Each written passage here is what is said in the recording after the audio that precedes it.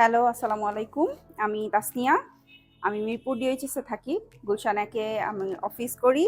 বিভিন্ন জায়গায় আমরা অনেকদিন ধরেই গাড়ি দেখছিলাম। Last 1 month almost.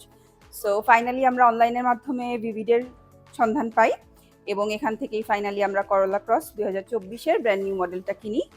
অন্যান্য যে কোনো শোরুম থেকে ডেফিনিটলি এখানে আমরা কম্পারেটিভলি কম প্রাইসে পেয়েছি। সো ফাইনালি এখান থেকেই কেনা হলো। Thank you. I'm not in the room.